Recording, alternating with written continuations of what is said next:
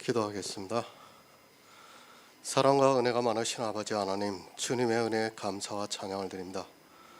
아버지, 이 시간에도 우리와 함께하여 주시옵시고 우리가 진리를 알아가는데 부족함이 없도록 도와주시옵소서. 주의 선하심과 인자하심이 늘 우리와 함께할 수 있도록 도와주시옵시고 주의 성령이 우리 안에 임할 수 있도록 도와주시옵소서. 정말 주의 영이 우리 안에 거하여서 우리가 그 영으로 말미암아 하늘의 기업을 얻을 수 있는 귀한 성도들이 될 수 있도록 역사하여 주시옵소서. 모든 말씀 예수 그리스도의 이름으로 기도했습니다. 아멘. 갈라디아서 5장 8절을 보겠습니다. 제가 읽어드리겠습니다. 그 권면이 너희를 부르신 이에게서 난 것이 아니라. 아멘. 오직 믿음입니다. 다시 말씀드리지만 영생을 얻기 위해서 다름질을 잘하시기 바랍니다. 그 방법은 오직 믿음밖에는 없습니다. 교회 안에 있다고 해서 다 예수 그리스도를 믿는다고 하지 마시기 바랍니다. 지금 갈라디아에 있는 교회가 예수 그리스도를 안 믿었다고 생각을 하면 큰 실수입니다. 그들은 지금 이 시대 교인들과는 비교도 안 될 정도로 복음을 들었던 사람들이었습니다. 사도 바울이 무엇을 전했습니까? 사도 바울은 예수 그리스도와 그의 십자가 외에는 아무것도 알지를 않기를 원한다고 말씀을 하고 있습니다. 갈라디아에 있는 교회도 처음에는 그렇게 알고 있었습니다. 그렇게 오직 믿음으로 다름질을 해서 영원 구원을 받으려고 했습니다.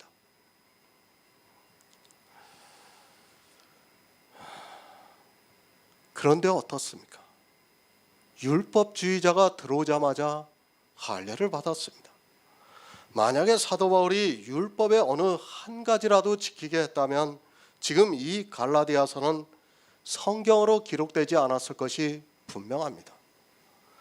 이방의 복음을 전하면서 오직 예수 그리스도를 믿음으로 의롭다함을 얻어서 영생을 받으라고 전해서 그렇게 믿음으로 다름질을 한 갈라디아 교회가 타락을 하고 말았습니다. 행위에 빠지지 마시기 바랍니다. 초대교회의 사도들은 성경에서 오직 예수 그리스도만을 전했습니다. 그리고 오직 믿음뿐이라는 것을 갈라디아에 있는 교회에 전해서 그들이 이 믿음에 굳게 서 있는 듯 보였습니다. 하지만 복음을 듣고 믿은 그 교회에 율법주의자가 들어오자 속히 복음에서 떠나는 것을 보았습니다. 이 시대는 복음이 없습니다. 아니, 우리나라에는 복음이 전해지지가 않았습니다. 물론 전혀 아니라고는 장담하지는 않습니다. 그러나 지난 120년 동안 우리나라에 과연 복음이 전해졌는가를 생각해 볼 때 회의적입니다. 그러한 교회가 있었다면 아마도 그 흔적이라도 남아있지 않을까 생각합니다. 지금도 마찬가지입니다. 시간이 될 때 가끔 인터넷을 보고 있습니다. 하지만 비슷하게 사람들의 감성을 자극하는 글은 보아서도 진리를 전하는 사람은 아직 만나보지를 못했습니다.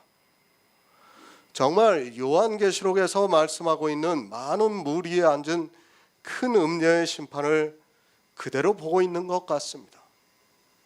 성경을 전하는 말은 홍수를 이루고 있는데 진리는 보이지가 않고 있습니다. 오직 믿음이라고 합니다. 그리고 오직 예수를 믿으라고 말합니다. 그것으로 마치 진리를 전하는 것으로 생각하지 마시기 바랍니다. 가장 기본적인 율법의 한 모양이라도 있다면 그가 오직 믿음이라고 하는 그것은 거짓이 되고 만다는 것을 알고 있어야 합니다. 누가 설령 율법을 안 지킨다 해도 역시 성화나 은사 그리고 성찬식 등의 미혹이 되어 있는 것을 보게 됩니다. 다름질을 하시기 바랍니다. 율법을 지키라는 것이 아니고 신앙생활을 잘하라는 것도 아닙니다. 오직 하나님의 은혜를 바라라는 것입니다. 하나님의 은혜를 바라려면 성경에서 하나님을 알아야 합니다. 그래서 우리에게 힘써 하나님을 알라고 말씀하고 있습니다. 율법도 안 됩니다. 또한 나를 통해서 나타나는 모든 행위도 안 됩니다. 그리고 성경을 안다고 하는 그 지식도 안 됩니다. 물론 우리는 성경을 알아야 합니다. 제가 그것을 부정하는 것이 아닙니다. 하지만 성경을 안다고 해서 내가 구원을 받을 수 있는 것이 아닙니다. 그것을 사도 바울이 사랑으로서 역사하는 믿음뿐이라고 말씀을 하고 있습니다. 진리를 막고 있습니다. 율법의 단 하나의 행위가 진리를 막고 있다는 것을 분명히 알고 있어야 합니다. 이스라엘과 같이 모든 율법을 항상 다 지키는 것으로 진리를 막고 있는 것이 아니라 단 하나의 행위가 진리를 막고 있다는 것을 알고 있어야 합니다. 율법의 행위입니다. 그리고 복음입니다. 이 두 가지는 계속해서 말씀을 드리지만 서로 대적을 하고 있다는 것을 알고 있어야 합니다. 갈라디아서는 이 두 가지를 비교를 하면서 우리에게 가르쳐주고 있습니다. 율법의 행위로냐 복음을 듣고 믿음으로냐를 말씀하고 있습니다. 이 둘 다 할 수 있다는 것이 아니라 어느 것으로 너희가 성령을 받았느냐고 말씀하고 있습니다. 듣고 믿었습니다. 사도 바울이 갈라디아에 있는 교회에 있는 사람들에게 너희가 복음을 듣고 믿음으로 다름질을 잘했다고 말씀하고 있습니다. 그런데 할례가 들어와서 그것을 받음으로 해서 진리를 막았다고 말씀하고 있습니다. 할례라는 단 한 가지의 율법이 이제까지 갈라디아에 있는 성도들이 들었던 진리를 막아서고 있다는 말씀입니다. 진리를 막지 마시기 바랍니다. 무엇이 진리를 막고 있습니까? 이 시대 교회 안에서 믿음으로 한다고 하는 11조가 진리를 막고 있습니다. 또 주일이라는 날이 진리를 막아서고 있습니다. 그 주일날 드리는 예배 속에 있는 거의 모든 율법의 행위가 진리를 막아서고 있습니다. 예배 자체가 율법입니다. 그 안에 얼마나 많은 율법이 행해지고 있는가를 이 시대는 너무 모르고 있습니다. 아니, 율법을 너무 쉽게 생각을 하고 있기 때문에 자기들의 예배 전체가 율법이라는 것을 도무지 깨달을 수 없습니다. 하나님께 예배를 한다는 그것이 진리를 막아서고 있지만 사람들의 감성을 자극하는 그 예배에 취해서 자기들이 어디로 가는지조차 모르고 있습니다. 속지 마시기 바랍니다. 우리가 예수 그리스도를 믿어 영생을 얻는 그것은 영의 일입니다. 그러나 교회는 그것을 다 육체의 일로 만들어 놓고 있습니다. 그런 육체의 일이 성령을 거스린다는 것을 모르고 점점 더 육체에 빠져 들어가는 것이 이 시대 교회의 모습입니다. 새 번역을 보겠습니다. 여러분을 부르신 분이 그렇게 꾀었을 리가 없습니다. 절대 그런 일은 없습니다. 하나님께서 율법을 지키게 하실 분이 아니라는 말씀입니다. 갈라디아에 있는 교회 안에서 할례를 받은 사람들에게 이 말씀을 하고 있습니다. 하나님께서 여러분이 받은 할례를 받게 하실 리가 없다는 말씀입니다. 이 시대 율법을 지키는 사람들에게 똑같은 말씀을 하고 있습니다. 11조를 내고 있습니까? 하나님께서 그렇게 하실 리가 없습니다. 주의를 지키고 있습니까? 그건 역시 하나님께서 여러분에게 지키라고 하실 리가 없다는 말씀입니다. 할례를 받은 그 사람들에게 말씀하고 있습니다. 초대교회에서 받은 그 할례도 하나님께서 그렇게 하실 리가 없다고 말씀하고 있습니다. 그런데 이 시대에 지키고 있는 율법들을 하나님께서 하셨다고 하지 마시기 바랍니다. 기뻐 받으신다고요? 누가 기뻐 받으십니까? 하나님께서 여러분에게 율법을 지키라고 하지 않고 있는데 하나님께서 여러분이 율법에 있는 11조를 한다고 그것을 기뻐 받으신다고 생각하지 마시기 바랍니다. 11조로 해서 그 돈으로 전도를 하고 선교를 하면 하나님이 기뻐하십니까? 절대 그런 일 없습니다. 11조로 한 그 돈으로는 절대로 영혼 구원을 할 수 없다는 것을 분명히 알고 있어야 합니다. 하나님을 위해서라는 그 말에 모두가 정신이 혼미해져 있는 것을 볼 수 있습니다. 그 돈으로는 자기들의 눈으로 보이는 그런 교회에 교인들이 있는 것을 보고 마치 그들이 구원을 받은 성도라 되는 것으로 생각하지 마시기 바랍니다. 제사를 원치 않으십니다. 그 말씀은 율법을 지키는 것을 원치 않으신다는 말씀입니다. 이스라엘이 그랬던 것과 같이 지금 이 시대 역시 그 제사에 너무 깊이 빠져들어가서 하나님께 억지로 받으라고 강요를 하고 있습니다. 11조를 많이 내서 그 돈으로 선교를 하고 전도를 한다는 그 생각부터 버리시기 바랍니다. 차라리 하지 않는 게 더 낫습니다. 악을 행하면서 그 안에서 선을 이룰 수 있다는 발상이 더 악하다는 것을 알아야 합니다. 그럴 리 없습니다. 절대로 없다는 것을 아시기 바랍니다. 율법을 바로 아시기 바랍니다. 하나님께서 우리 인생들이 율법을 지킬 수 있었던 것 같으면 처음부터 예수 그리스도를 예정하지 않으셨습니다. 만세전부터 예수 그리스도의 은혜로 구원을 받게 예정되었다는 것을 믿으시기 바랍니다. 로마서 8장 3절을 보겠습니다. 신약성경 249쪽입니다. 로마서 8장 3절입니다. 율법이 육신으로 말미암아 연약하고 헛되는 그것을 하나님은 하시나니 곧 죄를 인하여 자기 아들을 죄 있는 육신의 모양으로 보내어 육신의 죄를 정하다. 아멘. 공동 번역을 보겠습니다. 인간의 본성이 약하기 때문에 율법이 이룩할 수 없었던 것을 하나님께서는 이룩하셨습니다. 하나님께서는 당신의 아들을 죄 많은 인간의 모습으로 보내어 그 육체를 죽이심으로써 이 세상의 죄를 없이 하셨습니다. 인생은 약합니다. 어느 누구도 율법을 지킬 수 있는 능력이 없다는 것을 분명히 깨닫고 있어야 합니다. 그저 몇 가지 지키는 율법을 이야기해서는 절대로 안 됩니다.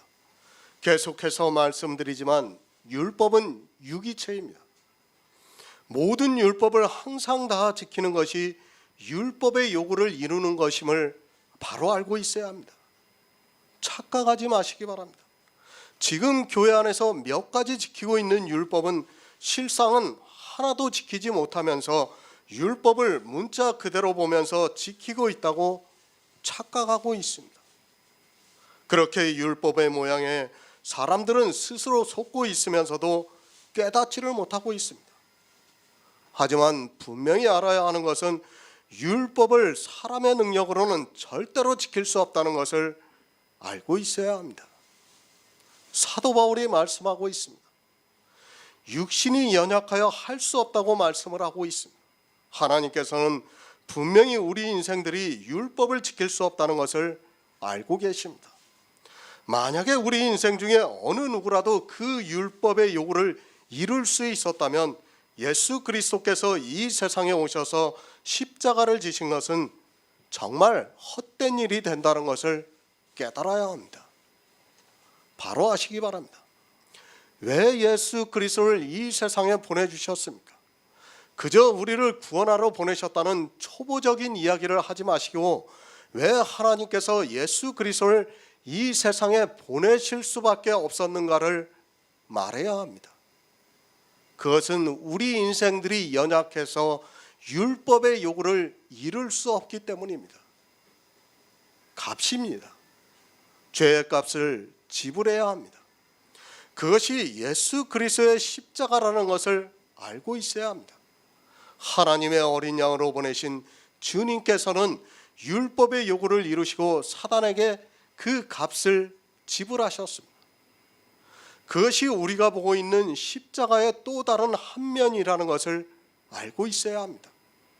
십자가에서 이러한 것들을 모두 알아야 율법을 왜 지키지 말아야 하는가를 깨달을 수 있습니다.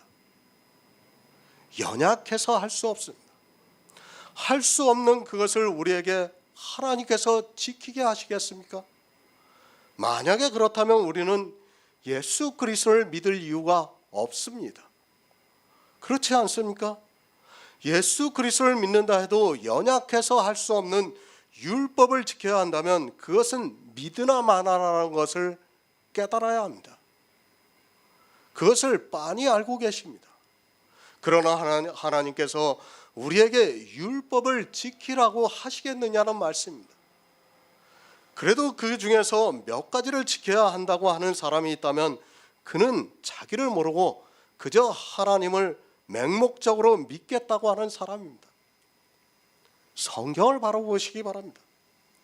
이제까지 누가 지켰습니까? 성경에 기록되어 있는 모든 사람들을 보시기 바랍니다. 누가 율법을 지켰다고 하나님께서 말씀을 하고 있습니까? 우리 인생은 태생적으로 연약해서 율법을 지킬 수 없습니다. 모든 율법을 항상 다 지키는 것도 못하지만 단 한 가지의 율법도 지킬 수 없다는 것을 에덴에서 아담과 하와를 통해서 분명히 보여주셨습니다. 사실 그래요. 복음이라는 게 내가 율법을 지킬 수 없다는 것을 처절하게 깨달은 사람만이 이 복음이 내 안에 임할 수 있어요. 믿어져요. 근데 자기가 뭘 조금 하는 사람들은 이게 안 믿어져요. 아무리 말씀을 드려도 도저히 믿어지지가 않는 겁니다. 내가 정말 이 부분에 대해서는 정말 안 되는 것이 있고 평생을 그것 때문에 아파했던 사람은 이 복음의 말씀이 들어가면 그대로 믿어져요. 그런 사람들. 그러나 자기가 모든 것이 잘하고 있는 사람은 절대로 믿을 수가 없습니다. 왜 바리새인들이 못 믿었습니까? 자기들이 흠없는 율법의 의를 가지고 있었기 때문에 믿을 수가 없었던 겁니다. 마찬가지입니다. 지금 이 시대도 역시 율법을 그렇게 잘 지키고 있는 사람은 하나님을 믿을 수 없다는 것을 알고 있어야 합니다. 그런데도 지키겠다고 합니다. 이스라엘이 광야에서 연약한 그것이 그들에게 올무가 되어서 결국에는 예수 그리스도를 십자가에 못 박아 죽였다는 것을 알고 있어야 합니다. 하나님께서는 우리의 체질을 아시는 분입니다. 그리고 우리가 진토라는 것을 알고 계시는 분입니다. 율법 누가 지킵니까? 미리 말씀을 드렸지만 이 율법은 하나님께서 지키시는 것입니다. 그래서 주님께서 이 세상에 오셔서 율법을 완전케 하셨습니다. 마태복음에서 내가 선지자나 율법을 폐하려 온 줄로 생각지 말라. 폐하러 온 것이 아니라 완전케 하러 오셨다고 말씀을 하고 있습니다. 그 완전케 하신 것을 로마서에서 사도 바울이 말씀하고 있습니다. 인간의 본성이 약하기 때문에 율법을 이룩할 수 없습니다. 그러나 하나님께서 그것을 이룩하셨습니다. 하나님께서 율법을 주신 목적을 모르고 있습니다. 우리가 이 세상에서 성도로서 살기 위해서 주신 것이 절대로 아닙니다. 그리고 그 율법을 지키라고 주신 것도 역시 아닙니다. 율법은 죄를 깨닫게 하기 위해서 주셨고 죄가 더한 곳에 은혜를 더하기 위해서 주셨습니다. 그리고 하나님께서 완전케 하셨습니다. 그렇게 완전케 하신 이유는 사단은 우리 인생들에게 율법을 요구하고 있습니다. 그저 몇 가지 지키는 것이 아니라 모든 율법을 항상 다 지킨 그것을 요구하고 있습니다. 그리고 그 요구를 이루지 못한 사람들을 사망에 이르게 하고 있습니다. 그리고 십자가에서 그 값을 지불하셨습니다. 이제까지는 죄인들이 죽었습니다. 죄인들이 죽는 것은 너무도 당연한 일입니다. 그러나 이제 사단은 의인을 죽인 자가 되었습니다.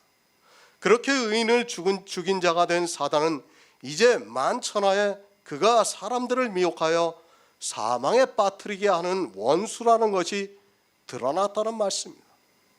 그것을 예수님께서 이루시기 위해서 율법을 주셨습니다. 사단의 죄입니다. 그 죄를 온 천하에 밝히기 위해서 율법을 주셨습니다. 사단은 죄인만 죽이는 것이 아니라 이 세상 모든 사람을 죽이는 악한 자라는 것을 이제 온 천하가 다 알게 되었습니다.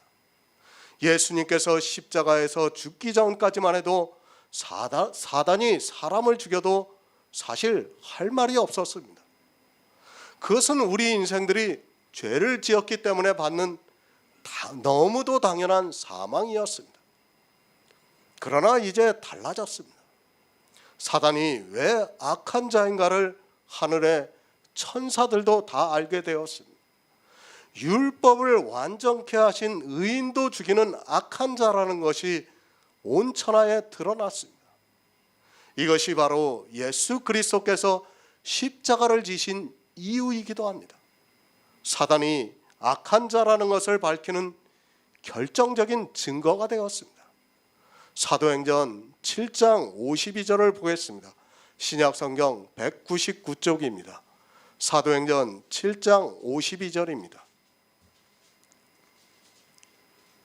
너희 조상들은 선지자 중에 누구를 핍박지 아니하였느냐. 의인이 오시리라. 예고한 이를 저희가 죽였고 이제 너희는 그 의인을 잡아준 자여 살인한 자가 되나니. 아멘. 율법을 주신 이유입니다. 율법이 없으면 죄를 모르게 됩니다. 또 누가 죄인인지 의인인지도 모르게 되어 있습니다. 법이 없는 곳에 범함이 없다고 말씀을 하고 있습니다. 여러분이 바로 알아야 하는 너무도 중요한 말씀입니다. 만약에 율법이 없다면 주님께서 의인으로서 우리 죄인을 대신해서 죽으셨다는 것이 성립이 될 수 없다는 것을 알아야 합니다. 예수 그리스도를 믿습니까? 예수 그리스도께서 한 번 죄를 위하여 죽으사 의인으로서 불의한 자를 대신하셨다고 베드로전서에서 말씀을 하고 있습니다. 그러니까 의인이냐 죄인이냐 하는 것을 밝혀줄 수 있는 것이 율법이라는 말씀입니다. 율법을 우리가 지키고 안 지키고 하는 문제가 아니라 율법이 있어야 그가 죄인인가 아니면 의인인가를 알 수 있다는 말씀입니다. 이것을 밝히기 위해서 율법을 주셨습니다. 하나님께서 이 세상에 율법을 주신 분명한 이유입니다. 그리고 이 율법을 주셨을 때는 우리 인생들이 이 율법으로는 모두가 죄인이 되어 사망에 이른다는 것을 아시고 만세 전부터 예수 그리스도를 예정하셔서 그 구속의 은혜로 구원하시기 위한 하나님의 놀라운 경륜이기도 합니다. 이 세상 모든 사람은 죄인입니다. 그리고 오직 한 분 예수 그리스도만이 의인입니다. 하나님께서는 아담과 하와를 지으실 때 예수 그리스도의 구속의 은혜로 우리 인생들을 구원하시고자 하는 놀라운 경륜이 있었습니다. 그 경륜을 이루시기 위해서 반드시 율법이 있어야 합니다. 이 율법이 있어야 주님께서 의인이 되시고 또 의인으로서 우리 죄인들을 위해서 대신 죽으신 것을 이루고 있습니다. 의인입니다. 율법을 다 지키신 분입니다. 오직 예수 그리스도 한 분뿐이라는 것을 하나님께서 아담을 창조하시기 전부터 알고 계셨습니다. 그러나 하나님께서 우리 인생들에게 율법을 지키라고 하셨겠느냐는 말씀입니다. 만약에 이 세상에 예수 그리스도 말고 다른 의인이 있다면 예수님께서는 이 세상에 오시지 않았고 또 십자가를 지실 이유도 없다는 것을 알아야 합니다. 그 권면입니다. 율법을 지키라는 권면입니다. 그것이 하나님께로서 나왔다는 사람은 다 율법을 모르는 사람이고 또 율법을 왜 주셨는가, 그리고 율법의 기능이 무엇인가를 모르는 사람입니다. 율법은 우리 인생들에게 죄를 깨닫게 하기 위해서 주셨고, 예수 그리스도께서 의인으로서 우리 불의한 자를 대신해서 십자가에서 죄인들의 값을 지불하기 위해서 주셨습니다. 착각하지 마시기 바랍니다. 하나님께서 우리에게 율법을 지키라고 주신 것이 절대로 아닙니다. 하지만 이스라엘은 모세를 통해서 율법이 반포가 되니까 이 율법을 자기들이 다 준행하겠다고 언약을 하고 말았습니다. 그 언약에 따라 구약에서 율법을 지키라는 말씀이 있습니다. 선지자들이 무엇을 증거했습니까? 의인이 오시리라는 것을 증거해 주고 있습니다. 하지만 이스라엘은 자기들이 율법을 지켜서 의인이 되려고 했습니다. 스데반 집사가 순교하기 직전에 이스라엘에게 한 설교입니다. 선지자들을 왜 보내주셨는가를 가르쳐주고 있습니다. 선지자입니다. 그리고 사도들이 있습니다. 선지자들은 이 세상에 의인이 오실 것이라는 것을 전했고, 사도들은 예수 그리스도께서 의인으로서 불의한 우리를 대신해서 십자가를 지신 것을 증거하고 있습니다. 이 의인을 알 수 있는 방법이 바로 율법입니다. 그래서 주님께서 이 세상에 오셔서 율법을 완전케 하셨다는 말씀입니다. 하나님께서 우리가 율법을 지키는 것을 원하신다는 말은 거짓말입니다. 그러나 지금도 교회 안에 있는 사람들은 성경을 보고 자기들이 율법을 지켜야 하는 것으로 생각하고 있습니다. 아니, 사람의 이성으로 성경을 보면 누구라도 다 율법을 지키게 되어 있습니다. 그러나 사도 바울은 율법을 지키라는 권면이 하나님에게서 난 것이 아니라고 말씀을 하고 있습니다. 성경을 모르면 죽습니다. 이 성경을 통해서 우리에게 예수 그리스도를 믿어 영생을 얻는 것을 가르쳐주고 있습니다. 그러나 사람들은 이 성경을 보고 하나님을 믿기보다는 율법의 행위에 깊이 빠져들어가고 있습니다. 자기들이 무엇을 하고 있는지도 모르고 그저 사람의 이성에 따라 율법을 지키는 것을 너무도 당연하게 받아들이고 있습니다. 사도 바울이 분명하게 가르쳐주고 있습니다. 율법을 지키라고 하는 권면은 하나님께로서 온 것이 아닙니다. 그러면 누구에게서 왔습니까? 예수님께서 율법주의에 빠져있는 이스라엘에게 마귀의 자식들이라고 말씀을 하셨습니다. 율법을 단 한 가지라도 지키고 있다면 그는 교회 안에서 예수 그리스도를 믿는다고 하면서 주여 주여 하고 있지만 실상은 마귀의 자식이라는 것을 알고 있어야 합니다. 하나님과 사단의 싸움입니다. 그 싸움에서 주님께서 십자가를 지심으로 이기셨습니다. 어떻게 이기셨는가 하면 사단이 의인을 죽임으로 해서 온 천하에 사단이 죽이는 자라는 것이 드러났다는 말씀입니다. 이러한 영의 일을 모르고 그저 교회 안에서 종교인으로 살아가고 있습니다. 그리고 자기들이 지키고 있는 율법이 누구에게서 왔는지도 모르고 그것을 지키는 일에 열심을 내고 있습니다. 율법이 말하는 바입니다. 성경에 기록되어 있는 모든 율법을 항상 다 지키지 못하면 저주를 받는다고 말씀을 하고 있습니다. 그런데 이 시대는 율법이 말하는 바를 너무도 모르고 있습니다. 그리고 하나님께서 율법을 주실 때 누가 지키기 위해서 주셨는가를 모르고 절대로 의인이 될 수 없는 인생들이 그것을 지키겠다고 하면서 몇 가지 지키는 그 율법에 의해서 스스로 속고 있습니다. 전도서 7장 20절을 보겠습니다. 구약성경 955쪽입니다. 전도서 7장 20절입니다.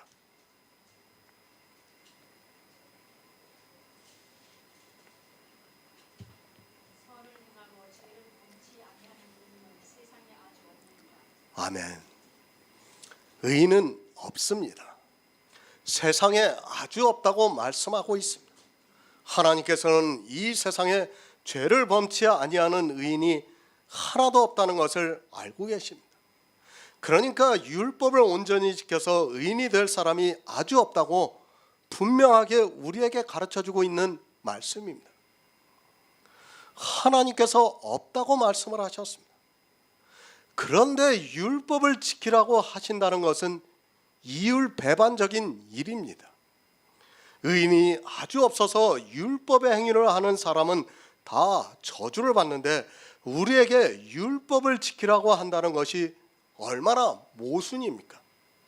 그래서 사도 바울은 율법을 지키라고 하는 권면은 하나님께로서 난 것이 아니라고 말씀을 하고 있습니다. 그러면 누구에서 났습니까? 사단입니다.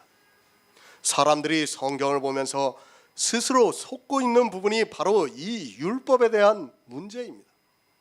그저 하와를 미혹해서 선악과를 따먹게 한 그 말씀만을 생각하면서 사단은 죄를 짓게만 하는 것으로 알고 있습니다.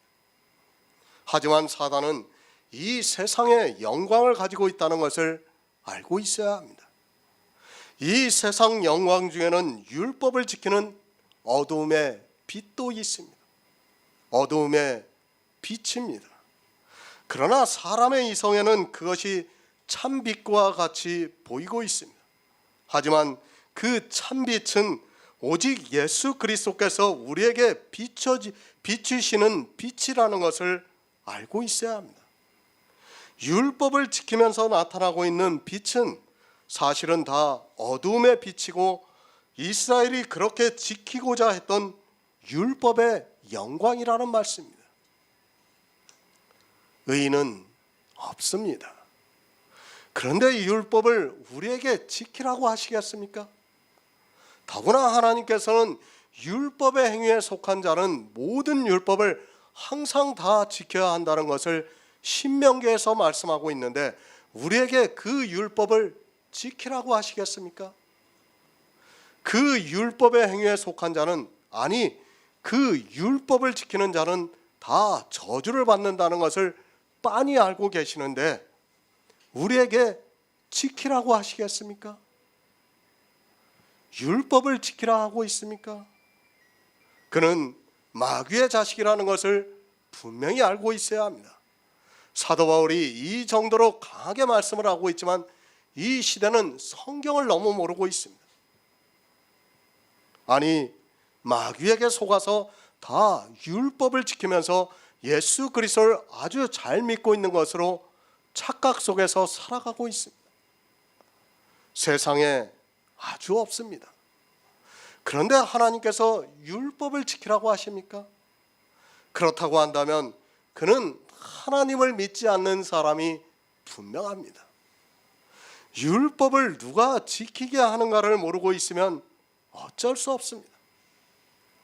교회 안에 있는 다수가 왜 구원을 받지 못하는가 하면 바로 이 율법 때문에 예수 그리스도를 믿지 않아서 저주를 받고 있다는 것을 분명히 기억하시기 바랍니다.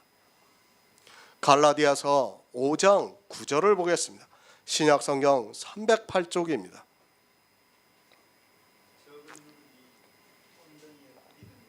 아멘. 새 번역을 보겠습니다. 적은 누룩이 반죽 전체를 부풀게 합니다. 누룩, 공유의 누룩 곰팡이를 번식시킨 술의 원료를 말하고 있습니다. 또 빵을 만들 때 누룩을 넣고 만들기도 합니다. 율법이 무엇이라는 것을 말씀하고 있습니다. 진노의 포도주라고 말씀하고 있습니다. 누룩을 넣고 만든 떡이라고 말씀을 하고 있습니다. 두 가지 의미가 있습니다. 물론 다 율법을 의미하고 있습니다. 지금은 거의 집에서 빵을 만들지 않지만 옛날에는 우리 어머니들이 빵을 만들 때 누룩을 넣고 만들어서 부풀게 했고 또 맛도 좋게 했습니다. 제가 빵을 만드는 것을 전혀 모르기 때문에 지금은 어떻게 하는지 모르겠습니다. 누룩이라는 것은 성경에 있는 말씀과 같이 부풀게 하는 것이 분명합니다. 적은 누룩입니다. 아마도 빵을 만들어 본 사람은 다 알고 있을 것이라 생각합니다. 아주 적은 누룩을 넣어도 반죽이 부풀게 되어 있습니다. 제가 더 이상 설명을 안 드려도 누룩이 반죽을 어떻게 하는 줄을 알고 있습니다. 아주 적은 누룩이 온덩이를 부풀게 하고 있습니다. 누룩입니다. 부풀게 하고 있습니다. 그러니까 구원에 대해서 부풀게 하는 것이 누룩이라는 말씀입니다. 율법이라는 누룩이 들어가는 순간에 사람들은 부풀어져 있는 덩어리를 보는 것과 같이 자기 행위를 보고 마치 구원을 받은 것과 같이 생각한다는 말씀입니다. 구원은 믿음의 역사입니다. 내 안에서 역사하는 하나님의 능력이 있어야 예수 그리스도의 구속의 은혜를 믿을 수 있습니다. 그런데 이 누룩으로 인하여 자기 행위가 보이기 시작을 하면 사람들은 그 부풀어 있는 누룩을 보게 되어 있습니다. 순수한 곡식가루를 보는 것이 아니라 누룩을 보게 됨으로 해서 예수 그리스도가 안 보이게 된다는 말씀입니다. 비유입니다. 누룩이 들어감으로 해서 온 덩이가 부풀게 됩니다. 그러면 고운 가루가 보이는 것이 아니라 부풀어 있는 빵덩어리가 보이게 됩니다. 우리가 지금 여러 가지 빵을 먹고 있습니다. 그렇게 여러 가지 빵을 먹을 수 있는 것은 누룩이 들어가 반죽을 부풀게 하기 때문에 여러 가지 모양의 빵을 만들어내고 있고 거기에 다양한 맛을 추가하고 있습니다. 가루입니다. 그 가루는 곡식이 처음 익은 가루입니다. 예수 그리스도를 상징하는 가루입니다. 그런데 그 가루에 누룩을 넣으면 반죽이 부풀기 시작을 하면서 사람들이 다 자기 마음에 따라 여러 가지를 만들 수 있습니다.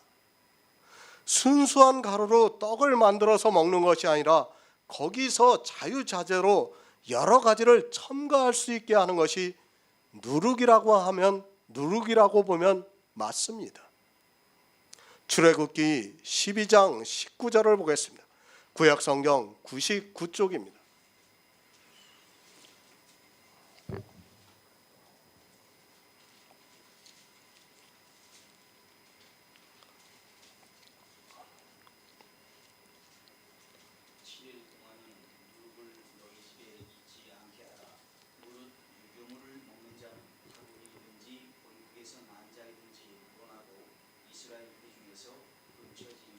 아멘. 너희 집에 누룩이 있지 않게 하라고 말씀을 하고 있습니다. 이스라엘이 처음으로 유월절을 먹을 때 실제 하나님의 말씀과 같이 집에 누룩이 있지 않게 하고 무교병으로 떡을 만들어서 먹었습니다. 이 무교병은 예수 그리스도의 말씀을 상징하고 있다는 것을 성경을 본 사람이라면 누구나 다 알고 있습니다. 유월절입니다. 유월절은 예수 그리스도를 예표하는 절기입니다. 이스라엘의 3대 절기 중에 첫 번째 절기가 유월절인데 그 절기에는 반드시 무교병을 먹으라고 말씀하고 있고 또 누룩을 넣지 말라고 말씀하고 있습니다. 유월절은 쉽게 말씀을 해서 이스라엘이 되는 절기라고 해야 됩니다. 하나님께서 이스라엘뿐 아니라 이방인도 이 유월절을 먹게 하셨습니다. 반드시 유월절을 먹어야 합니다. 이스라엘이 출애굽을 할 때 어린 양과 무교병과 쓴 나물을 지팡이를 짓고 급히 먹으라고 말씀을 하고 있습니다. 그리고 7일 동안 이 절기를 지키라고 말씀을 하고 있습니다. 하나님의 백성으로 살아가려면 반드시 유월절을 먹어야 합니다. 예수 그리스도를 먹어야 합니다. 성경에서 예수 그리스도에 대한 말씀을 먹어야 합니다. 그런데 조건이 있습니다. 누룩을 내 집에 두지 말라고 말씀하고 있습니다. 내 집은 교회를 말씀하고 있습니다. 그러니까 교회에 나와서 예수 그리스도를 믿기 위해서 무교병을 먹는데 반드시 누룩이 없는 상태에서 먹으라는 말씀입니다. 이스라엘은 실제 이렇게 했습니다. 이스라엘은 유월절의 의미를 알기보다는 그저 구약의 율법에 기록되어 있는 그대로 유월절을 지켰습니다. 지금 사도 바울이 구약에 이스라엘이 먹었던 유월절을 말씀하면서 적은 누룩이 온 덩이를 퍼지게 한다고 말씀하고 있습니다. 하지만 사람들은 이 누룩이 무엇이라는 것을 모르기도 하고 또 알면서도 하나님을 위하는 일이라고 생각하기 때문에 무심히 먹고 있습니다. 마태복음 16장 6절을 보겠습니다. 신약성경 27쪽입니다. 마태복음 16장 6절입니다.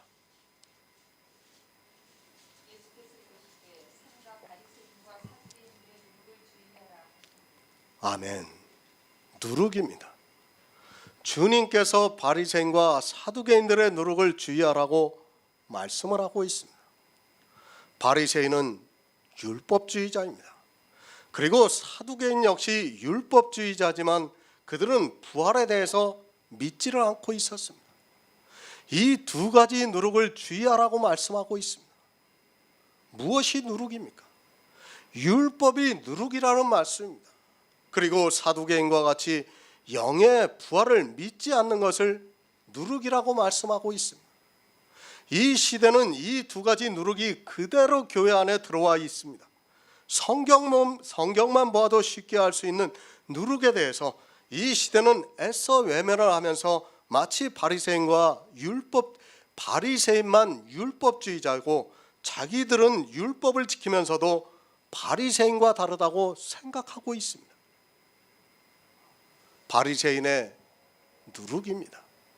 사도 바울이 갈라디아에서 적은 누룩이 온 덩이를 퍼지게 한다고 말씀을 하고 있습니다. 그러니까 바리새인이 지켰던 율법 중에 아주 적은 몇 가지의 율법이 온 덩이를 퍼지게 만들고 있다는 말씀입니다. 다시 말해서 바리새인과 같이 주님으로부터 저주를 받는 자가 된다는 말씀입니다. 주의하시기 바랍니다. 주님께서 분명히 우리에게 말씀하고 있습니다. 그리고 사도 바울도 적은 바리새인의 누룩이 온 덩이를 퍼지게 해서 저주를 받게 한다고 말씀하고 있습니다. 누룩이 무엇이라는 것을 성경에서 이렇게 명확하게 가르쳐주고 있는데도 이 시대 교인들은 성경을 보면서도 자기들과는 아무 상관이 없는 것으로 생각하고 있습니다. 바리새인입니다. 이 시대 역시 이스라엘과 같은 바리새인들이 교회 안에 다수를 이루고 있습니다. 늘 말씀드리지만 성경에 있는 일들이 지금 이 시대 그대로 나타나고 있다는 것을 알고 있어야 합니다. 예수님께서 바리새인과 사두개인의 누룩을 주의하라고 하신 그 말씀이 지금 이 시대 우리에게 똑같이 하고 있는 말씀이라는 것을 깨달아야 합니다.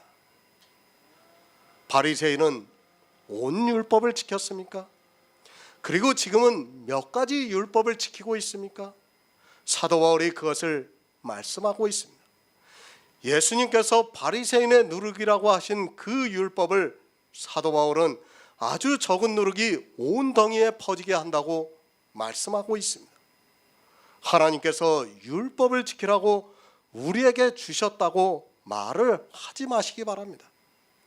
성경을 모르는 정말 어리석은 말이라는 것을 깨달아야 합니다. 율법이 누룩입니다. 그 율법을 지키면서 바리새인은 율법주의자고 자기들은 믿음으로 지킨다는 말로 포장하지 마시기 바랍니다.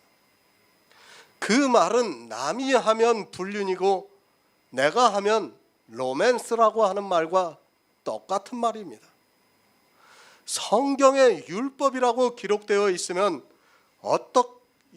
기록이 되어 있는데 어떻게 이스라엘이 지키면 율법주의자가 되고 자기들이 지키면 믿음이 되는지 도저히 이해가 안 되는 말을 하고 있습니다. 적은 누룩이 무엇입니까? 사도 바울이 할례를 받은 갈라디아에 있는 교회 안에 있는 사람들에게 이 말씀을 하고 있습니다. 갈라디아에 있는 교회 사람들이 할례라는 단 한 가지를 율법을 행하는 것을 보면서 사도 바울이 적은 누룩이 온 덩이를 퍼지게 한다고 말씀하고 있습니다. 적은 누룩입니다. 단 한 가지 할례 때문에 적습니다. 그러나 지금 이 시대는 얼마나 많은 누룩이 있는 줄을 모르고 있습니다. 사실 교회 안에서 하고 있는 모든 예배가 다 누룩을 섞고 있다는 것을 알아야 합니다. 예배 전체가 누룩이라고 해도 별로 틀린 말이 아닙니다. 그 예배를 드리기 위해서 주일이라는 날을 만들어서 지키고 있습니다. 주일에 무엇을 합니까? 예배 시간이 있습니다. 그리고 예배 때마다 헌금을 내고 있습니다. 11조라든지 각종 헌금이 다 율법입니다.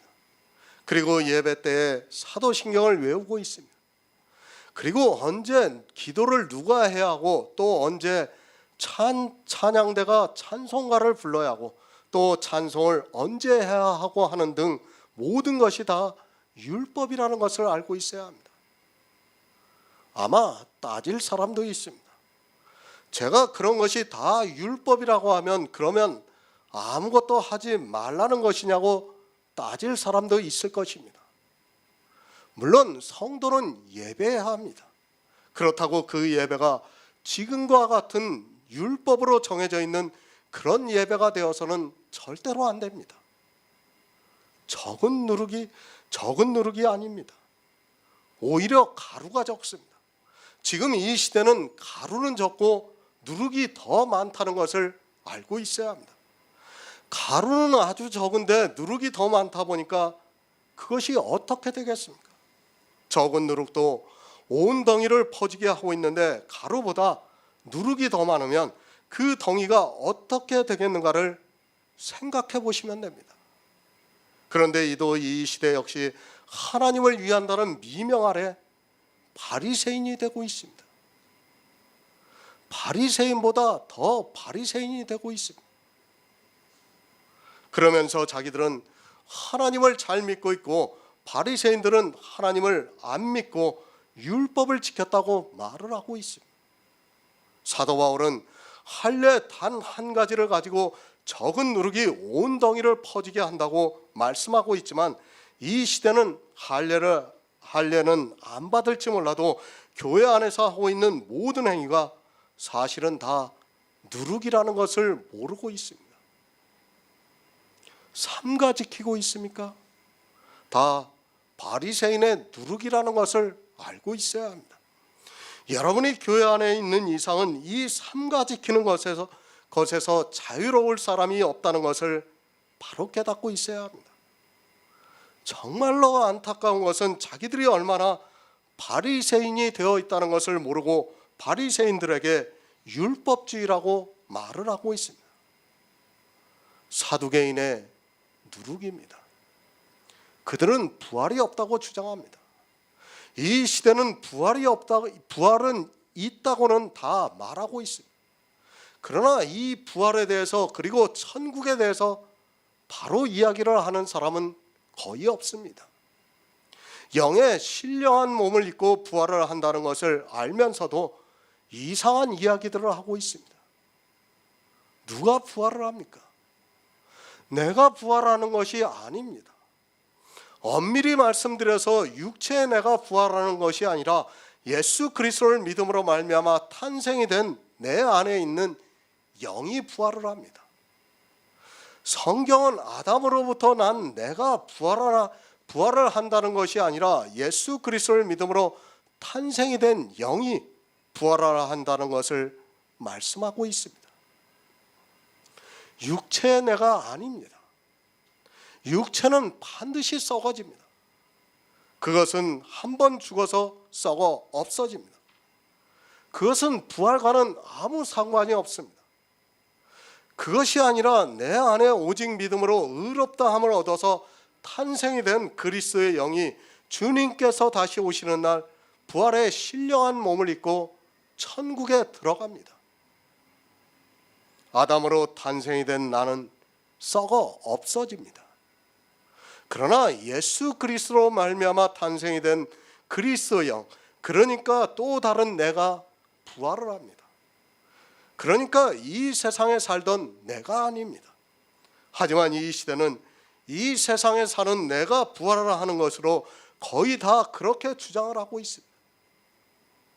이 세상에 살던 나는 죽어도 역시 죄인이기 때문에 천국에 들어갈 수 없습니다. 사두개인들은 아예 부활이 없다고 말합니다. 그러나 이 시대는 부활은 하는데 이 세상에 살던 내가 부활을 하는 것으로 거의 다 그렇게 이야기를 하고 있습니다. 이런 누룩이 교회 안에 만연해 있지만 어느 누구 하나도 이 영의 비밀에 대해서 바로 말씀을 전하고 있는 사람이 없습니다. 그런 누룩을 먹고 있으면서도 자기가 천국에서 주님을 만날 것이라는 기대를 가지고 살아가고 있습니다. 안 됩니다. 그런 사상은 다 세상의 생각입니다. 성경을 보고 또 보고 그렇게 믿고 있다면 그는 절대로 천국에 들어갈 수 없습니다. 그것은 또 다른 사두개인의 누룩이라는 것을 바로 알고 있어야 합니다. 육의 내가 아니라 영의 나입니다. 썩어 없어지는 것이 내가 아니라 영원히 있는 영이 나라는 것을 믿으시기 바랍니다. 아카데미 강의에서 이미 말씀을 드렸기 때문에 이 정도만 하겠습니다. 고린도전서 6장 5장 6에서 8절을 보겠습니다. 신약성경 268쪽입니다. 고린도전서 5장 6에서 8절입니다. 너희의 자랑하는 것이 옳지 아니하니까 적은 누룩이 온 덩어리에 퍼지는 것을 알지 못하느냐. 너희는 누룩 없는 자인데 새 덩어리가 되기 위하여 묵은 누룩을 내어간다. 우리의 유월절 양 곧 그리스도께서 희생이 되셨느니라. 이러므로 우리가 명제를 지키되 묵은 누룩도 말고 배역하고 악독한 누룩도 말고 오직 순전함과 진실함의 누룩 없는 떡을 먹자. 아멘. 너희의 자랑하는 것이 옳지 않도다. 율법이 우리를 자랑하게 만듭니까? 믿음이 우리를 자랑하게 만듭니까? 이 시대는 성경 자체를 너무 거꾸로 보고 있습니다. 아니, 다시 말씀을 드리지만 한글을 모르는 유치원생 수준이라고 보아야 합니다. 나를 자랑하게 하는 것이 무엇이라는 것조차 분별이 안 되고 있습니다. 내가 하는 모든 행위입니다. 그러니까 신앙생활을 하는 모든 행위가 나를 자랑하게 만들고 있습니다. 이 시대에 어떻게 자랑하고 있습니까? 간증을 한다고 하면서 자랑하고 있습니다. 자기가 지킨 율법을 그리고 은사를 실컷 자랑하고 나서는 하나님께 영광을 돌린다고 하면 그것으로 자기가 자랑하는 것이 아니라 하나님께 영광을 돌리는 것이 되고 있습니다. 누가 자랑했습니까? 바리새인들이 기도를 하면서 나는 죄인과 세리와 같지 아니하고 일에 이틀을 금식하고 소득의 11조를 드린다고 자랑했습니다. 그것과 이 시대 교인들이 간증을 하는 것과 무엇이 다릅니까? 똑같다는 것을 알아야 됩니다. 그런데도 바리새인의 기도는 안 되고 자기들이 간증하는 것은 하나님께 영광을 돌린다고 생각하고 있습니다. 사단이 얼마나 영악하게 교인들을 미혹하고 있습니까? 자기들이 하고 있는 11조를 자랑하지 않으려고 하니까 그것을 믿음의 증표라고 하고 있고 또 구원해 주신 하나님의 은혜에 감사해서 이 11조로 복음을 전하기 위해서 드리고 있다고 자기들의 마음에서 자랑을 하고 있습니다. 성도는 누룩이 없는 자입니다. 사도 바울이 너희는 누룩이 없다고 분명히 말씀을 하고 있습니다. 우리에게는 바리새인의 누룩도 없고 사두개인의 누룩도 없습니다. 하지만 이 시대는 바리새인의 누룩과 사두개인의 누룩이 넘치고 있고 오히려 가루는 보이지가 않고 있습니다. 새 덩어리입니다. 그것은 주님 안에서 성전을 지어가는 영의 일입니다. 이제 우리는 묵은 누룩을 내어버려야 합니다. 그것은 내가 교회 안에서 하나님을 믿는다고 하면서 하는 모든 행위라는 것을 알고 있어야 합니다.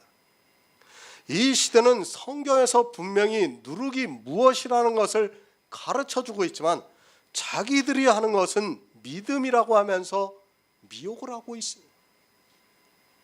주님이 왜 희생이 되셨습니까? 묵은 누룩, 괴악한 누룩, 악독한 누룩으로 우리 인생들이 다 죽어야 하기 때문에 우리를 대신해서 희생이 되셨습니다. 주님이 무엇 때문에 희생이 되셨는지도 모르고 이 시대는 그저 성경에 기록이 되어 있다는 이유만으로 율법을 지켜야 하는 것으로 생각하고 있습니다. 헛되게 하지 마시기 바랍니다. 주님의 희생을 헛되게 하지 마시기 바랍니다. 주님은 우리 인생들이 율법으로는 저주를 받을 수밖에 없는 처지에 있는 것을 구원해 주시려고 희생이 되셨습니다. 그 율법의 저주 때문에 희생이 되셨는데도 이 시대는 적은 누룩이 아니라 아주 많은 누룩, 그리고 다양한 누룩을 섞어서 주님의 희생을 헛되게 만들고 있습니다. 누가 그렇게 합니까? 이 시대 거의 모든 교회에 누룩이 있습니다. 아니, 누룩이 없는 교회는 없습니다. 이 시대 정통이라는 간판을 내걸고 예배를 드린다고 하는 모든 교회가 다 누룩으로 온덩이를 퍼지게 만들고 있습니다. 솔직히 말씀드려서 가루는 없고 누룩만 있는 그런 이상한 교회를 다니고 있으면서도 그저 그 안에서 주여 주여 하는 것으로 천국을 꿈꾸고 있습니다. 또 어떻습니까? 가정교회라는 곳에서는 자기들은 율법을 다 버렸다고 합니다. 그러면서 어떻게 하는지 압니까? 그 사람들은 휴가 가서도 포도즙을 가지고 자기들끼리 모여서 성찬을 해요. 매주 성찬을 합니다. 교회에서만 하는 게 아니라 휴가 가서도 자기 가족끼리 모여서 그렇게 성찬을 하고 있습니다. 그것이 율법이라는 것조차 깨닫지를 못하고 있는 겁니다. 자기네들이 율법을 버렸다고 하면서 주의를 지키면서 그 성찬을 매주 하고 있는 것입니다. 누룩이 있으면 안 됩니다. 사도 바울이 오직 순전함과 진실함에 누룩 없는 떡으로 하자고 말씀을 하고 있습니다. 갈라디아에서 적은 누룩이 온덩이를 퍼지게 한다고 말씀하고 있습니다. 하지만 이 시대는 주님께서 주의하라고 하는 그 누룩을 전혀 주의하지 않고 율법을 지키는 것을 마치 자기들의 도리처럼 생각하고 있습니다. 율법 지키지 마시기 바랍니다. 이 시대는 율법이 무엇이라는 것도 모르고 있습니다. 11조를 내면서도 그것이 율법이라는 것을 모르고 있습니다. 그래도 이스라엘은 11조가 율법이라는 것을 알고 있었는데 이 시대는 11조가 율법이라는 것조차 모르고 있습니다. 또 주의를 지키면서도 그것을 율법이라고 생각하고 있는 사람이 없다는 것이 심각한 문제입니다. 바리새인은 율법이라고 인정했습니다. 하지만 이 시대는 성경에 기록이 되어 있는 율법을 지키면서도 그것을 율법이라고 생각하지 않고 있습니다. 성경도 자기들 마음대로 생각하고 있고 자기들이 그렇다고 하면 그런 것이 되고 있습니다. 성경에서는 율법이라고 해도 자기들이 율법이 아니라고 하면 율법이 아닌 것이 되고 있습니다. 구원 문제입니다. 분명히 묵은 누룩을 내어버리라고 말씀을 하고 있습니다. 그리고 순전함과 진실함에 누룩 없는 떡으로 하자고 말씀하고 있습니다. 하지만 누룩이 무엇이라는 것을 모르기 때문에 가루는 없고 누룩만 먹고 있으면서도 그것을 깨달을 수 있는 지혜가 없습니다. 아니, 목사들이 성경을 보면서 다 누룩으로 만들고 있지만 거대한 종교에 의해서 끌려가고 있습니다. 생명이 걸린 문제입니다. 육체의 생명도 얼마나 소중합니까? 하물며 영의 생명이겠습니까? 그런데도 이 생명을 너무 쉽게 생각하고 있습니다. 아니, 거대한 종교에 의해서 세뇌가 되어 있습니다. 좀 심한 표현 같을지 몰라도 제가 보는 교회는 거의 공산당과 같은 수준이라고 보면 맞습니다. 거의 같습니다. 무조건적인 충성을 요구하고 있고 거기에 한번 빠지면 물불을 가리지 않는 것이 정말 공산당하고 조금도 다르지 않습니다. 목사의 말이 곧 북한의 주석의 말과 같이 신성시되고 있습니다. 교회 안에서 절대적인 권력을 휘두르면서 자기가 하고 싶은 말을 마음대로 하고 있습니다. 그런데도 교인들은 그저 오직 예수라는 그 말 한마디에 다 넘어가고 있습니다. 뭐가 오직 예수입니까? 바리새인의 누룩과 사두개인의 누룩이 잔뜩 섞여 있는데 오직 예수라는 그 말 한마디에 아멘으로 대답을 하고 있습니다. 묵은 누룩, 악독하고 괴악한 누룩을 먹고 있으면서도 오직 예수라는 그 말 한마디만 하면 아멘이라고 대답하고 있습니다. 그 누룩들이 자기들을 저주에 빠뜨리고 있다는 것을 꿈에도 모르고 그저 주여 주여 하고 있습니다. 갈라디아서 5장 10절을 보겠습니다. 신약성경 308쪽입니다. 나는 너희가 아무 다른 마음도 품지 아니할 줄을 주 안에서 확신하노라. 그러나 너희를 요동케 하는 자는 누구든지 심판을 받으리라. 아멘. 새 번역을 보겠습니다. 나는 여러분이 다른 생각을 조금도 품지 않으리라는 것을 주님 안에서 확신합니다. 그러나 여러분을 교란시키는 사람은 누구든지 심판을 받을 것입니다. 사도 바울입니다. 그가 얼마나 한 영혼을 위하는가를 알 수 있습니다. 할례라는 그 율법으로 저주를 받게 된 갈라디아에 있는 교회에 있는 사람들에게 나는 너희가 아무 다른 마음을 품지 않은 줄 확신한다고 말씀하고 있습니다. 사도 바울의 간절한 마음이 그대로 드러나고 있는 말씀입니다. 얼마나 안타까워하고 있습니까? 단 한 가지 할례를 받은 갈라디아에 있는 교회의 사람들이 저주를 받는 것을 보면서 정말로 안타까워서 이 말씀을 하고 있습니다. 이 마음은 정말 복음을 전해본 성도만이 알 수 있습니다. 자기가 전한 복음을 듣고 믿음에 서 있다고 생각했는데 율법주의로 빠지는 것을 보면 정말 뭐라 표현할 수 없을 정도로 가슴이 아픕니다. 안타깝습니다. 얼마나 안타까우면 나는 여러분이 다른 생각을 조금도 품지 않으리라는 것을 주님 안에서 확신한다고 말씀하고 있습니다. 저도 역시 마찬가지입니다.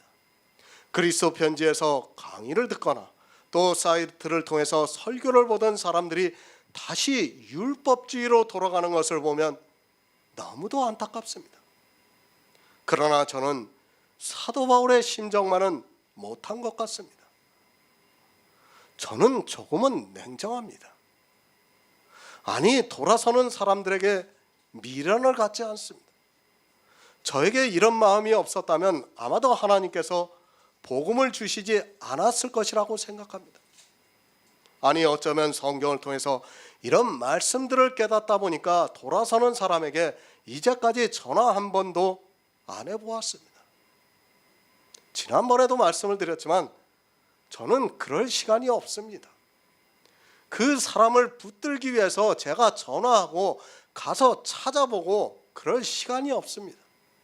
그럴 시간에 차라리 설교 한 편을 더 작성하는 것이 더 낫다고 생각하기 때문에 저는 그렇게 하지 않습니다. 제가 그렇게 하지 않아도 하나님께서 그를 구원하실 것 같으면 이 자리에 있게 하신다고 저는 믿고 있습니다. 사람의 힘으로 되는 것이 아닙니다. 구원은 오직 하나님의 역사로만 되는 것이기 때문에 사람의 능력으로, 그러니까 사람의 감성으로 그를 끌어들이려고 해서는 절대로 안 된다는 것을 여러분도 알고 있어야 합니다. 다른 마음을 품은 자들이 있습니다. 그러나 그것이 밝히 드러나기까지는 저 역시도 사람인지라 모르고 있습니다. 솔직히 지금은 다른 마음을 품고 있는 사람이 그리스도 편지 강해를 듣는 것을 바라지를 않고 있습니다. 늘 기도를 할 때마다 악한 자가 우리 형제들 안에 있지 않게 해달라고 기도를 하고 있습니다. 제가 하는 기도 중에 하나예요. 늘 기도하고 있어요. 복음을 안 들었으면 괜찮습니다. 그러나 몇 년 동안 그리스도 편지에 있는 말씀을 거의 다 보고도 미혹이 되는 것을 보면 가슴이 아픕니다. 그래서 이제는 더욱 간절하게 기도를 하고 있습니다. 아카데미 강의를 듣는 성도님들 가운데 악한 자가 있지 않기를 바라고 있습니다. 아주 적은 누룩에 그들이 넘어가는 것을 보면서 복음을 전한다 해도 역시 영원 구원은 하나님의 역사라는 것을 깨닫게 됩니다. 저 역시도 믿고 있습니다. 정말 아카데미 강의를 듣고 있는 모든 성도님들이 오직 믿음으로 굳게 서 있는 줄 믿고 있습니다. 이제까지 오직 예수 그리스도를 전했습니다. 그런데도 다른 마음을 품고 있다면 그것은 도무지 이해할 수 없는 일입니다. 오직 믿는다는 것이 쉽지 않다는 것을 잘 알고 있습니다. 그러나 오직 믿음입니다. 그 이상을 생각하지 마시기 바랍니다. 성경은 우리에게 나의 의는 오직 믿음으로 살리라고 말씀을 하고 있습니다. 모든 선지자들이 다 이것을 가르쳐주고 있습니다. 하지만 이 믿음이라는 것이 내 안에서 역사하시는 하나님의 능력이라서 하나님께서 믿음을 주시지 않으면 반드시 흔들리게 되어 있습니다. 요동을 합니다. 남들이 하고 있는 행위를 보면 요동치게 되어 있습니다. 그들이 주의를 지키고 찬송가를 부르고 또 기도를 하는 것을 보게 되면 사람은 요동하게 되어 있습니다. 그러나 하나님께서 역사하고 있는 성도는 절대로 요동하지 않는다고 확신하고 있습니다. 그렇지 않습니까? 우리가 다른 일을 아무것도 하지 않고 있습니다. 그러나 요동하지 않고 있습니다. 왜 그렇습니까? 하나님께서 우리에게 성령을 보내주셨기 때문에 요동하지 않고 오직 믿음으로 역사하고 있다는 말씀입니다. 사도행전 2장 25절을 보겠습니다. 신약성경 189쪽입니다. 사도행전 2장 25절입니다.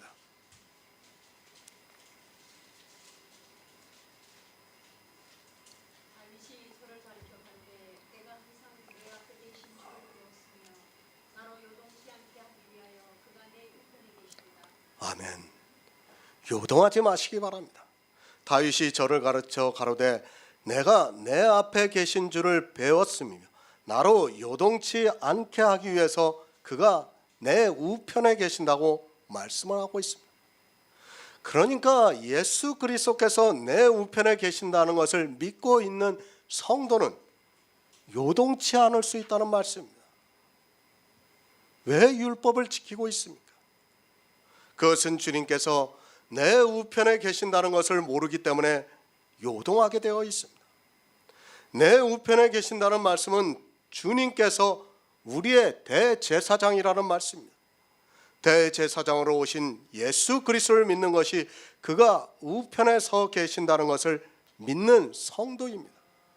그러나 이 시대는 대제사장이 무엇을 하는 줄을 모르고 있습니다.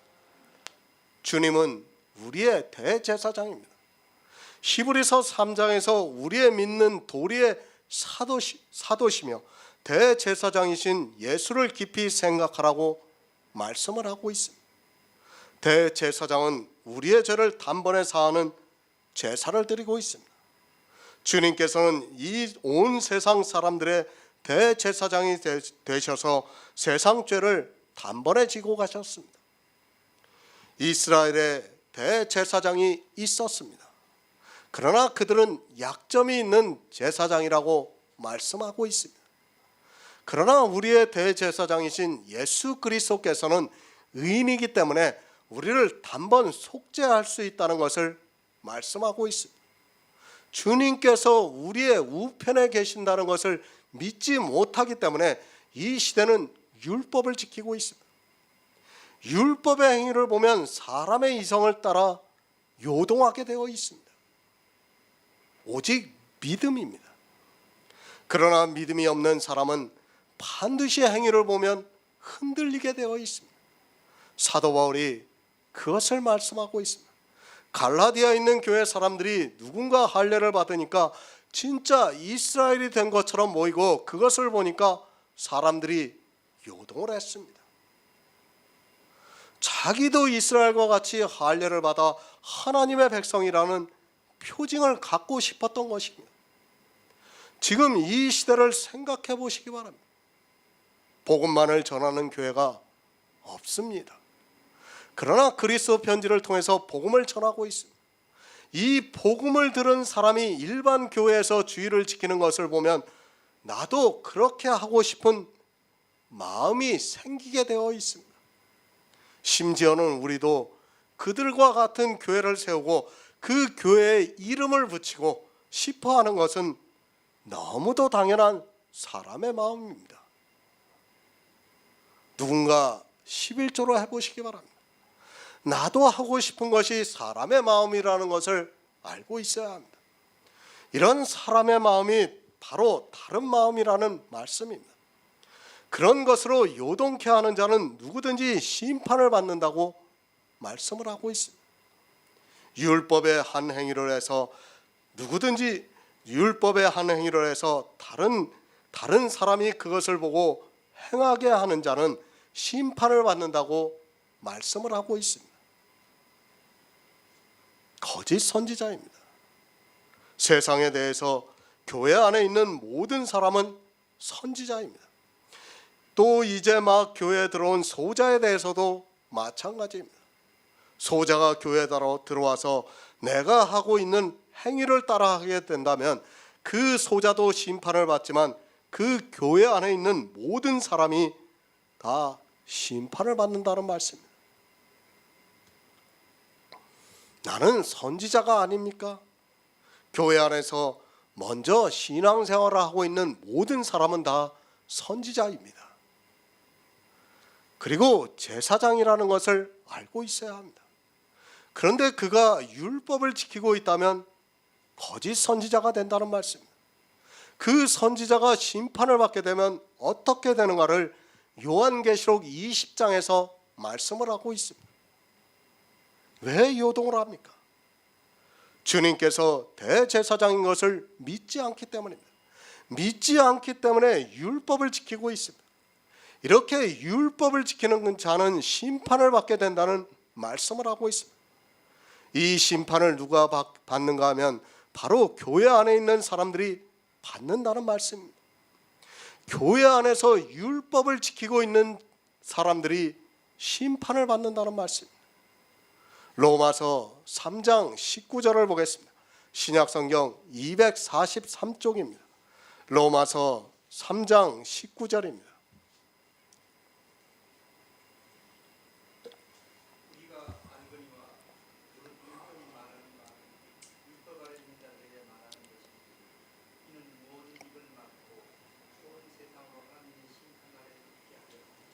아멘.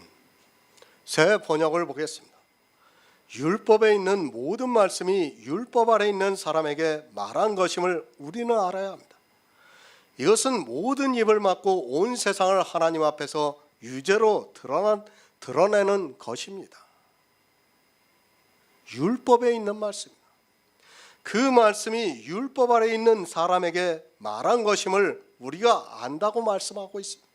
그러니까 모든 율법은 율법 아래 있는 사람들에게 말하는데 그것은 모든 입을 막고 온 세상으로 하나님의 심판 아래 있게 하려 함이라고 말씀을 하고 있습니다. 율법을 지킵니까? 율법이 말해주고 있습니다. 율법을 지키는 모든 사람은 입을 막고 하나님의 심판 아래 있게 된다는 것을 말씀하고 있습니다. 성경은 계속해서 율법을 지키지 말라고 말씀을 하고 있습니다.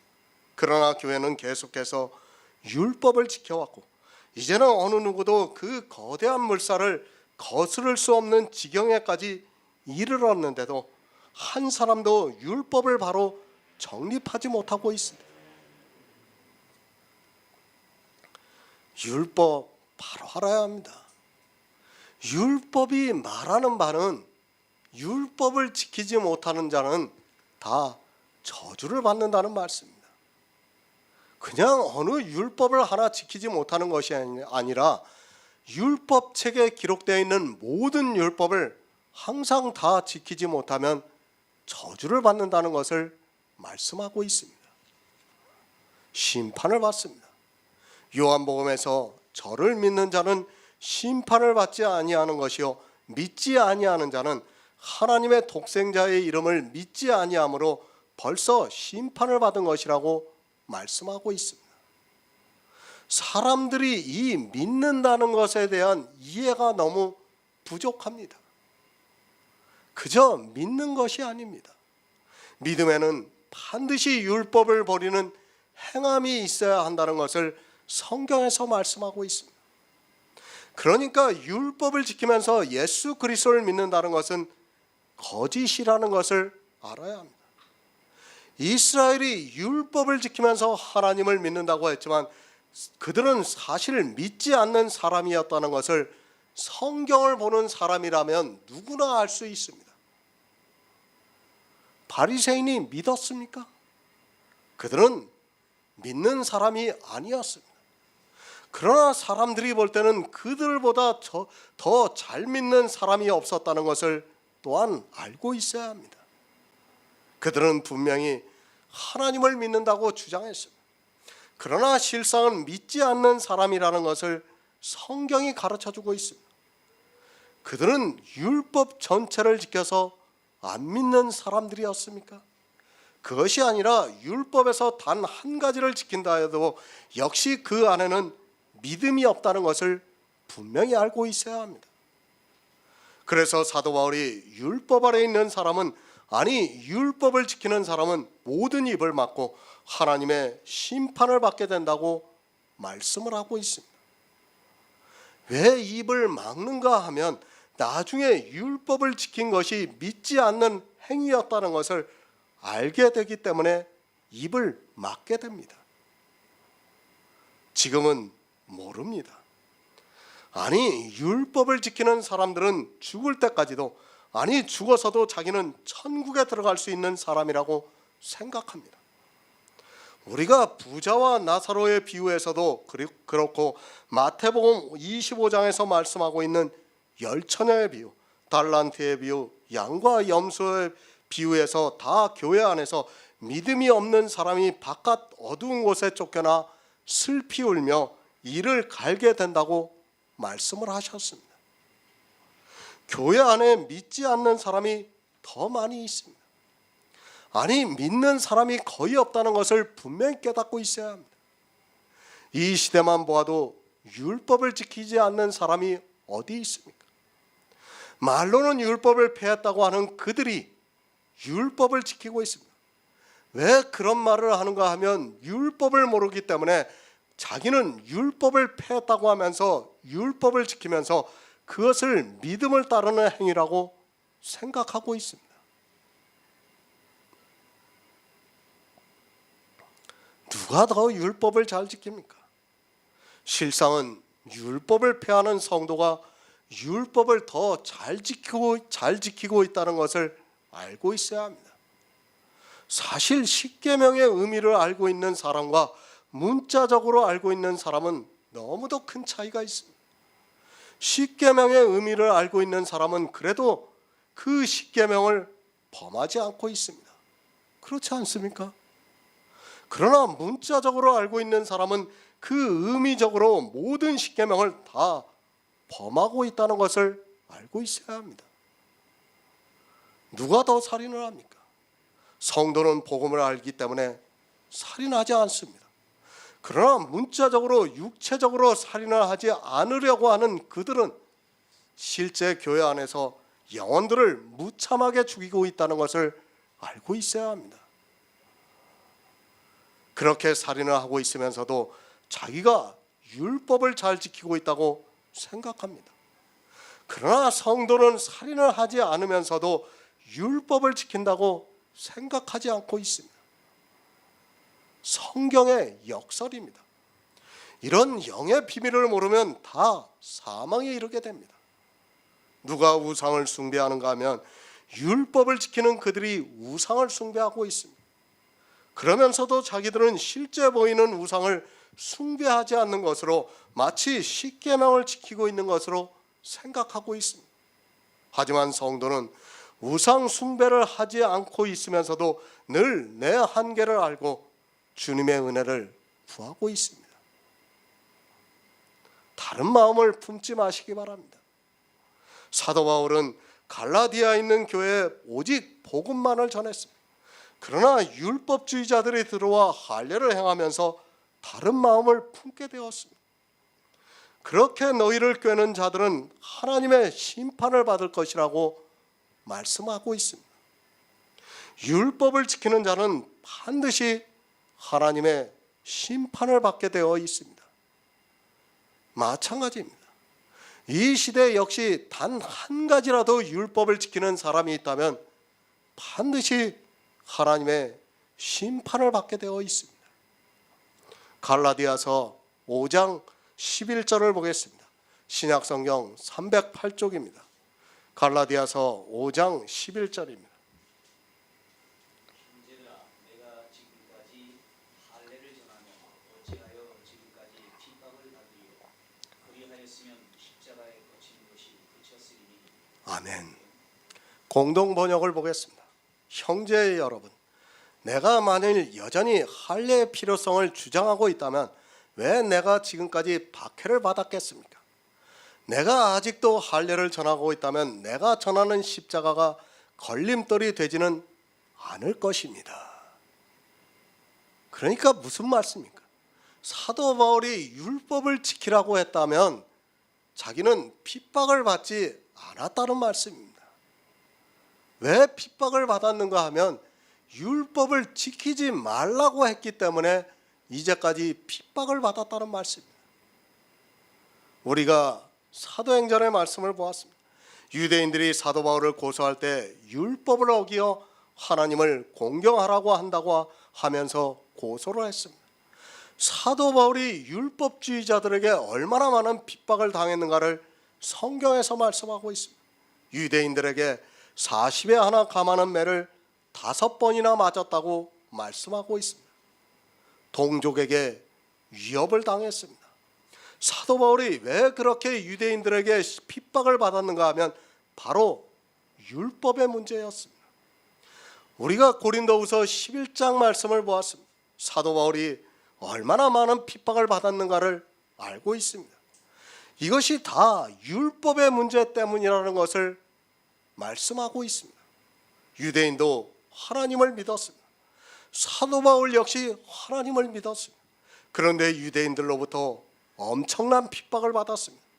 그 이유는 유대인들은 하나님을 믿는다고 했지만 실상은 믿지를 않고 율법의 남편을 섬겼던 사람들이었습니다. 자기 남편을 폄하하고 패했다고 하니까 유대인들이 참지를 못했습니다. 아마도 사도 바울이 하나님을 믿지 말라고 했어도 이렇게까지 핍박을 당하지는 않았을 것입니다. 지금도 마찬가지예요. 교회 안에서 차라리 하나님을 믿지 말라고 하면 핍박당하지 않습니다. 율법 때문에, 율법의 문제 때문에 핍박을 당한다는 것을 여러분이 알고 있어야 합니다.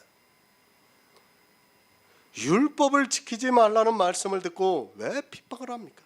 그것은 하나님이 자기들의 남편이 아니라 율법이 남편이 되어 있기 때문에 자기들의 남편이 죽었다고 하니까 핍박을 하는 것입니다.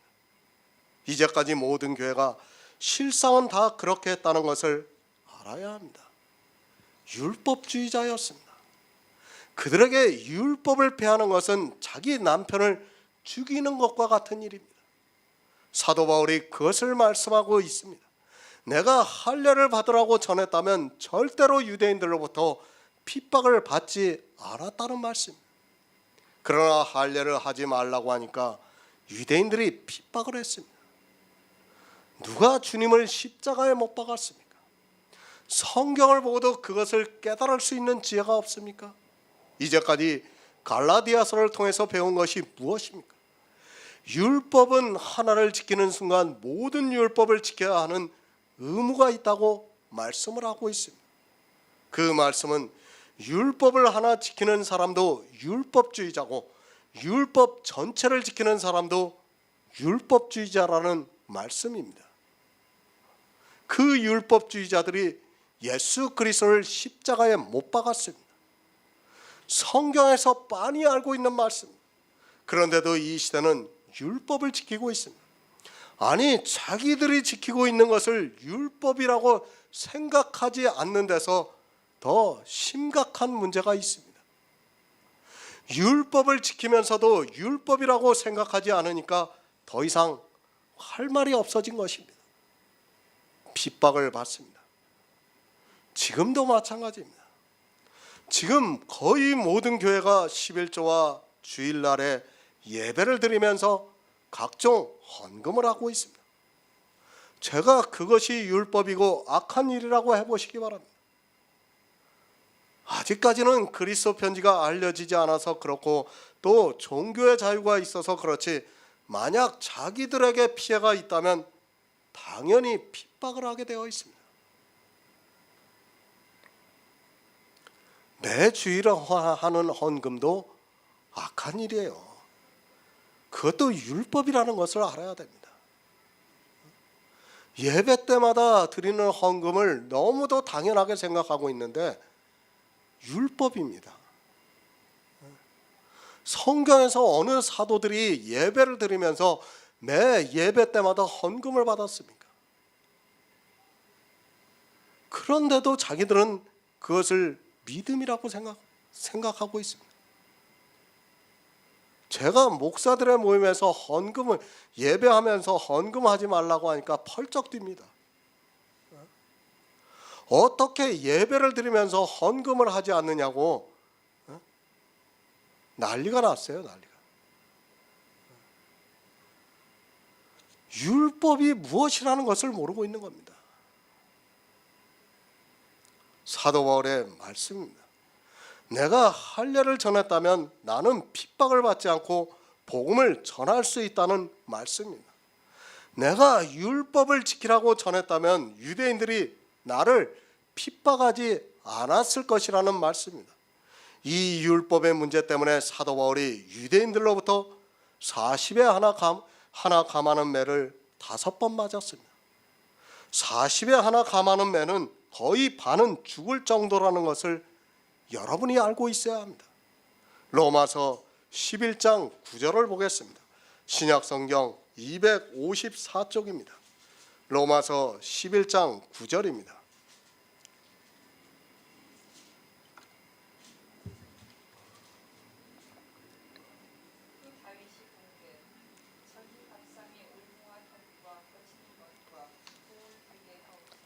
아멘. 누구의 밥상입니까? 이스라엘의 밥상입니다. 저희 밥상이 올무와 덫과 거치는 것과 봉이 되게 해달라고 말씀을 하고 있습니다.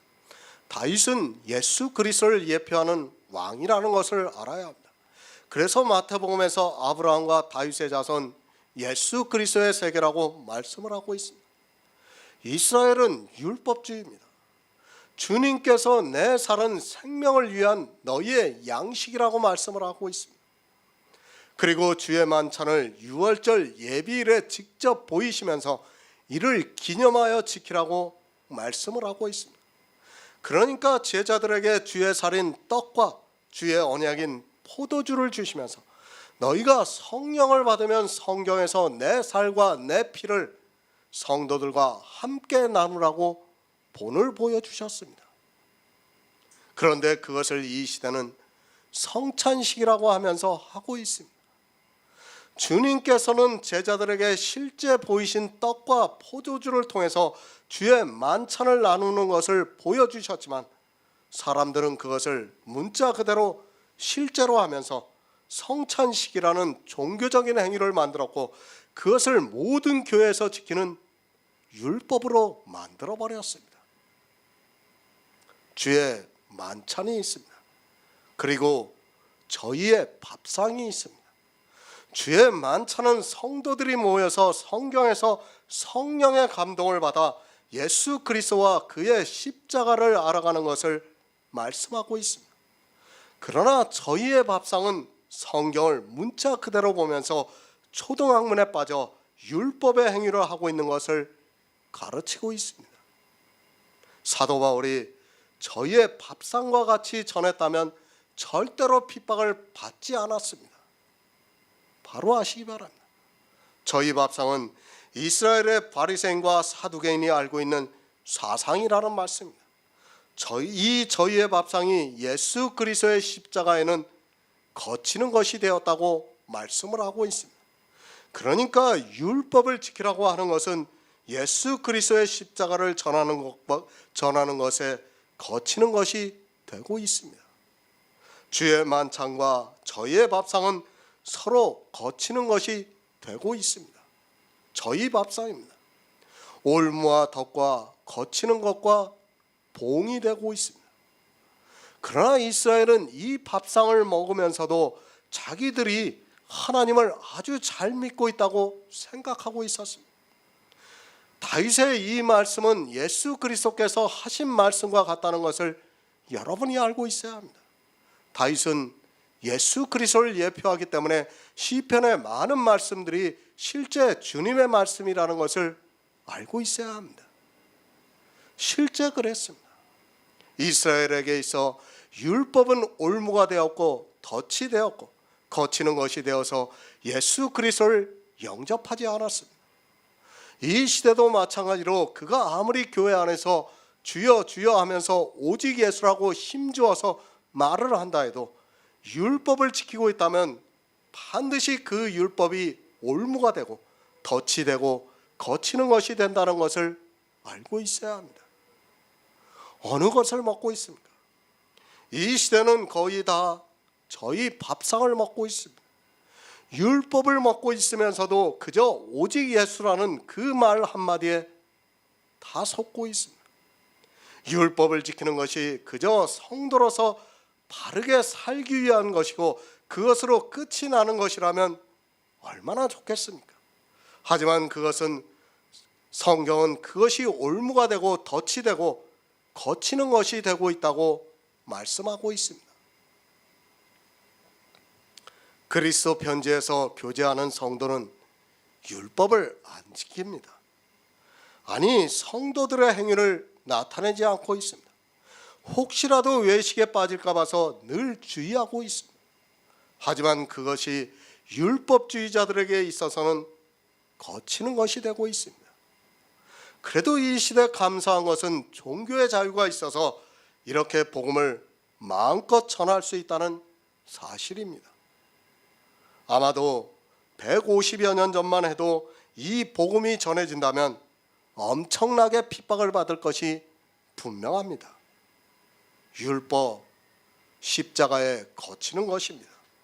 다윗도 그것을 말씀하고 있고 사도 바울 역시 그것을 말씀하고 있습니다. 율법을 지키면서 예수 그리스도를 믿는다는 것은 스스로 종교에 의해서 속고 있다는 것을 알고 있어야 합니다. 우리는 사람의 이성이 아니라 성경에서 어떻게 말씀하는가를 알아야 합니다. 분명히 저희의 밥상 율법은 십자가에 거치는 것이 된다는 것을 말씀하고 있습니다.